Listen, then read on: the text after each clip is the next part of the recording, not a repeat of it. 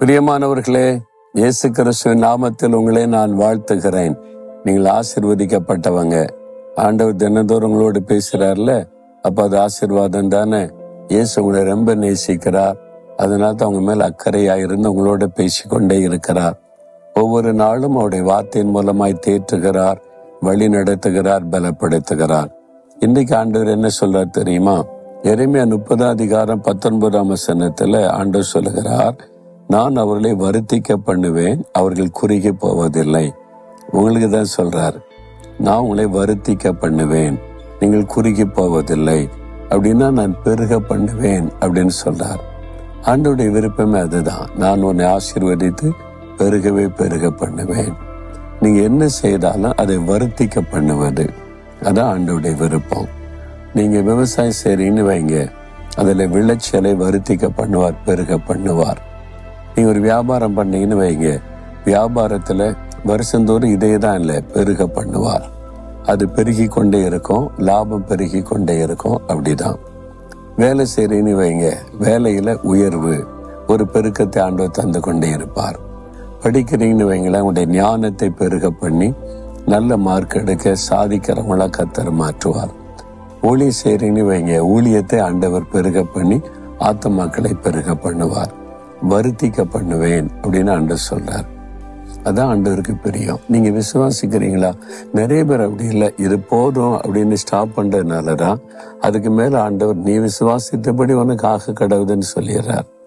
நான் ஆண்டவருடைய விருப்பம், நான் வருத்திக்க பண்ணணும், நான் இன்னும் பெருகணும் அப்படின்னு ஆண்டவருடைய விருப்பம். அதன் மூலமா இயேசு மகிமைப்படுவார். நீ விரும்பி நீங்க செய்தீங்கன்னா ஆண்டவர் பெருக பண்ணுவார். சிலர் அப்படி சிந்தையே இல்லை, இது போதும் இப்படி இருந்துட்டு போயிடலாம் அப்படின்னு அந்த சோம்பேறித்தனம், கடினமா உழைக்கமான இல்லை, இது போதும் இப்படி இருந்துட்டு போயிடுவோம் அப்படின்னு சொல்லி சிலர் ஒரு 50 ஆத்மா வந்தா இதுக்கு மேல சபை வளரண்டு சிந்தையே இருக்காரு. இது போதும், இவங்களை வச்சுட்டு அப்படியே நடத்திக்கிட்டே இருந்தா போதும், அவ்வளவுதான். இவ்வளவு திரளான ஆத்மா இருக்குது, இன்னும் அவங்க எல்லாம் ரட்சிக்க பண்ணும், அவங்க எல்லாம் வரணும்ன்ற ஒரு ஆத்திரமோ இதுவோ இருக்காது. அப்போ அது அந்த சபை அப்படிதான் இருக்கும். ஆனா உண்மையா பெருகணும் நினைக்கிற சபைலாம் வளர்ந்துகிட்டே இருக்கும். பாத்தீங்களா? ஆண்டவர் பெருக பண்ணுகிற தேவன் தான். எனக்கு ஒரு வியாபாரம் செய்யற சகோதரரை தெரியும். அவங்க சொன்னாங்க, நாங்க ஒரு புதுசா ஃபேக்டரி ஒண்ணு திறக்கிறோம், நீங்க ஜெபம் பண்ணி ஆரம்பிச்சு வைக்கணும்னு சொன்னாங்க. சரின்னு சொல்லி நான் போனேன். ஒரு கிராமப்புறத்துல, ஆனா பெரிய ஃபேக்டரி, நிறைய பேருக்கு வேலை வாய்ப்பு அதுல உண்டாகுது, எக்ஸ்போர்ட் பண்றாங்க. அந்த மாதிரி ஒரு பிசினஸ் போய் ஜெபம் பண்ணி ஆரம்பிச்சு வச்சுட்டு வந்தேன். எனக்கு ரொம்ப சந்தோஷம். அடுத்த வருஷம் வந்தாங்க, பிரதர் இன்னொரு பிசினஸ் ஆரம்பிச்சிருக்கிறோம், அதுவும் நீங்க தான் ஜெபிச்சு ஆரம்பிச்சு வைக்கணும்னாங்க. இன்னொன்னா சரின்னு சொல்லி போனா, பக்கத்துல இன்னொரு பெரிய ஃபேக்டரி, அது ஒரு ப்ராடக்ட், அதுக்காக ஜெபம் பண்ணுங்க. எனக்கு ரொம்ப சந்தோஷம். தேவன் தன் பிள்ளைகளை பெருக பண்ணுகிறார். அடுத்த வருஷம் வந்தாங்க, இன்னொரு பிசினஸ் ஸ்டார்ட் பண்ணியிருக்கோம், நீங்க பிரதிஷ்டை பண்ணுங்க. எனக்கு ரொம்ப மகிழ்ச்சி தான்.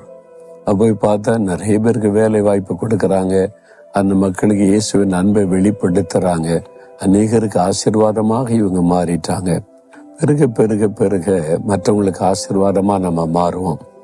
அந்த சிந்தை இருந்தாலே ஆண்டவர் பெருக பண்ணுவார்.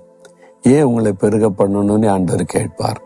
நான் உன்னை வருத்திக்க பண்ணுகிற தேவன், பெருக பண்ணுகிற தேவன், ஏன் பெருக பண்ணணும்? அப்ப நீங்க மற்றவங்களுக்கு ஆசீர்வாதமா இருக்க ஒப்பு கொடுத்தா தேவன் பெருக பண்ணுவார். இப்போ ஆண்டவரிடத்துல சொல்லுங்க, ஆண்டவரே நீங்க வாக்கு கொடுத்திருக்கிறீங்க, என்னையும் நீர் பெருக பண்ணி வருத்திக்க பண்ணி ஆசீர்வதியும். ஜெபம் பண்ணுங்க. வாக்கு தத்தத்தின்படி இன்றைக்கே அதனுடைய ஆரம்பத்தை நீங்கள் பார்க்க முடியும். அப்படியே கை வைங்க. ஆண்டவரே, நான் உன்னை வருத்திக்க பண்ணுவேன்னு சொன்னீங்க, நாங்கள் குறுகி போவதில்லைன்னு சொல்லி இருக்கிறீங்க.